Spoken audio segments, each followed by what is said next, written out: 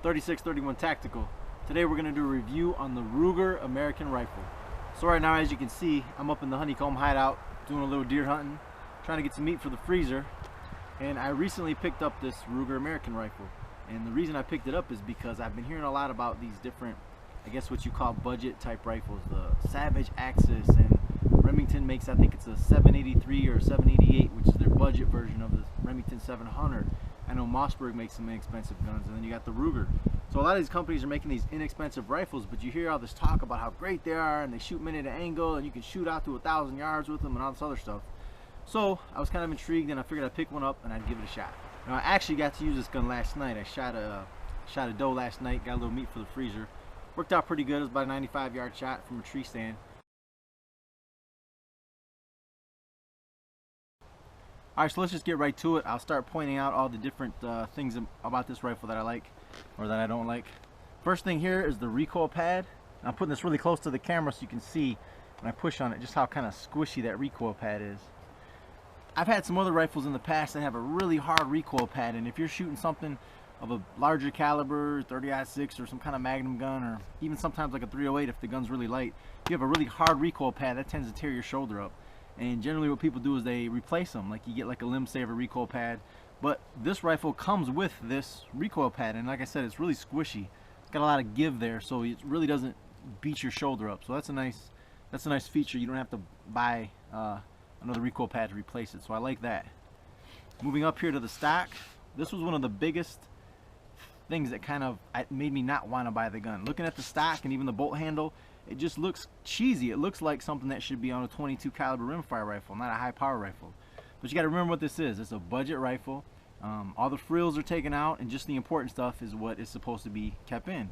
So your stock, if you can live with just kind of a Tupperware stock made by Rubbermaid, then if you can get past that, then it's not bad. Moving up a little further here, we go to the safety. If you can see that, I really like the safety in this position. It's really nice to have your thumb, you know, right there to activate the safety. It's a good position. Not much more to say about that. Moving a little further forward, you have the bolt handle again that I said, you know, it just looks like something that belongs on a 22. When I saw that, I was like, it just doesn't look like it should, I guess, for a high power rifle. But the action itself is actually pretty smooth. It's a pretty smooth action for such an inexpensive rifle. Next up, we got the trigger. You get a close-up of that trigger right there. It looks like the Savage Accu trigger, and it kind of feels like the same type of trigger. It's a pretty nice trigger. It's adjustable from 3 to 5 pounds. I turned it down a little bit from where it was at the factory setting. It's a pretty nice trigger. I don't have any problem with it, but if you've ever shot a Savage and that Accu trigger, it very much feels like that. Moving on further, we got the barrel here. The barrel is a cold hammer forged barrel, and you have right here, if you can check that out, if I can get that on camera, the crown is recessed, which is good because you don't ever want to damage the end of that barrel. That's really going to affect your accuracy, so that's kind of an important feature. You also have removable magazine. This is a rotary magazine. Excuse me, a rotary magazine, so even though this magazine's so small, you can fit 4 rounds in here. Magazine's made of polymer. You know, again, it's not nothing I see that you would have a problem with, but it is made of polymer. It is replaceable. They sell these, I think I've seen them on Midway USA for like 30 bucks. Shop around, maybe you can get them cheaper, but you can get replaceable magazines if you lose or damage or break it, or if you just want more than one, because 2 is 1 and 1 is none. Another nice feature here is that the barrel is free floated. That's why I got this money in here. You can see that the barrel is not touching anything all the way back to the receiver. Barrel is not making any contact. So the barrel is free floated, and again, that really helps out with accuracy. Alright, so speaking of accuracy, now when I picked this gun up, it was kind of a last minute thing. I usually have a gun range that I go to that has really nice solid benches, and I'll put a gun on the lead sled and shoot it to try to take all the human error out of it and see just how good the gun itself can shoot. But since I'm up here at the honeycomb hideout, I basically just took a knee, got as solid of a position as I could get to get it zeroed in. So here's my target at 50 yards. And here's my target at 100 yards.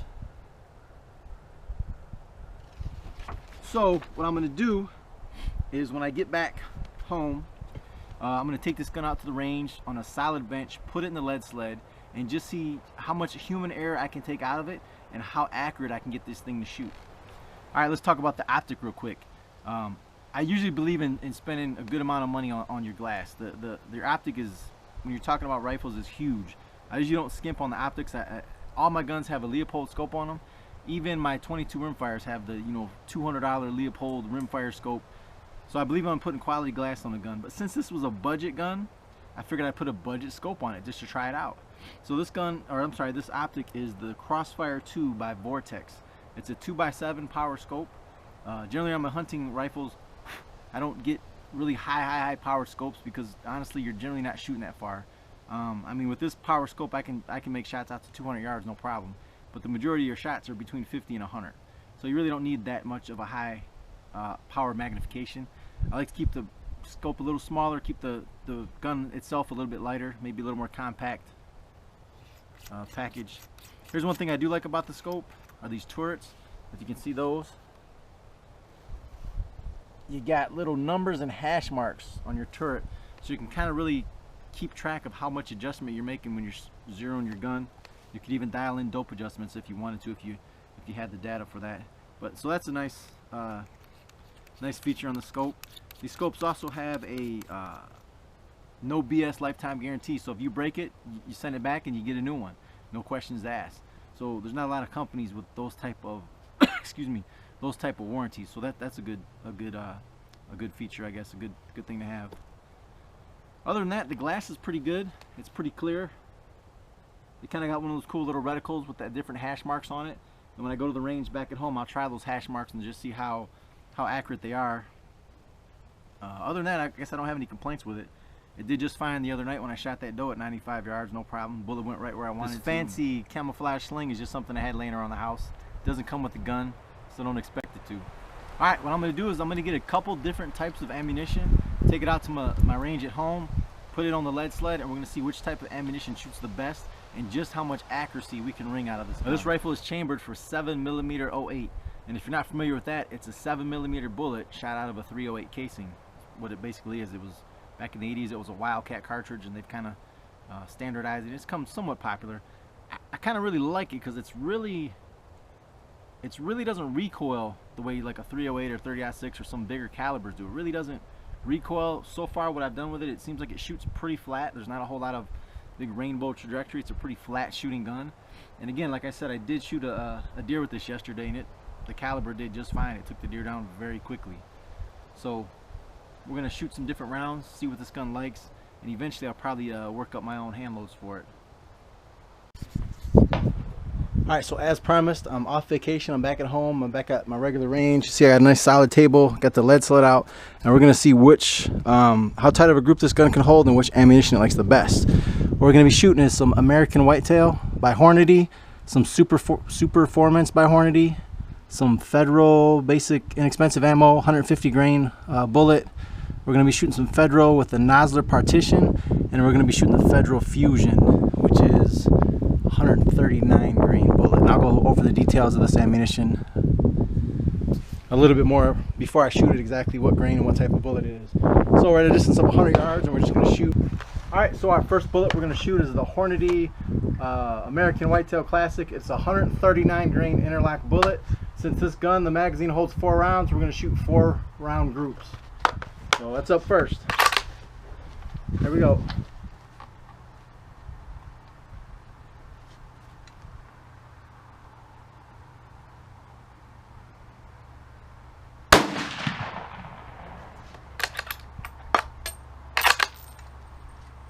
Alright, next up is the Hornady Super Performance. This is a 139 grain SST bullet.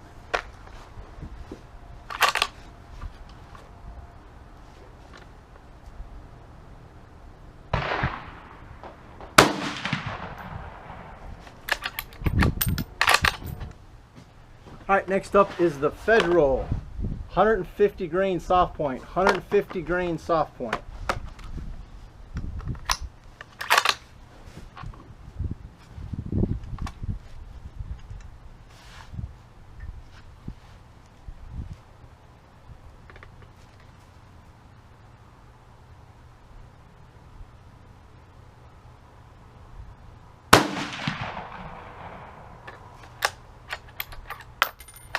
Alright, next up we have the Federal Premium Bullets 140 grain Nosler partition. 140 grain Nosler partition.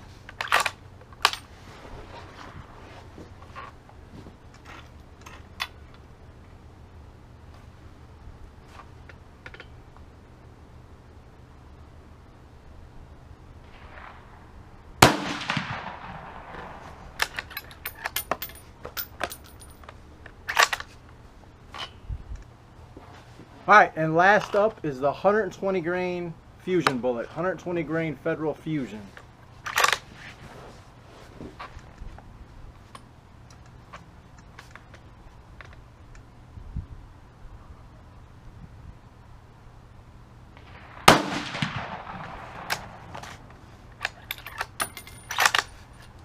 Now through the scopes, these groupings didn't look too good. I'm only running a 7-power scope on this thing, but I can see the sticker no problem. It's not a thing of not being able to see the target. I don't know. We'll see when we get down there, but right now the groups aren't looking all that great. All right, here's the target. See what we got.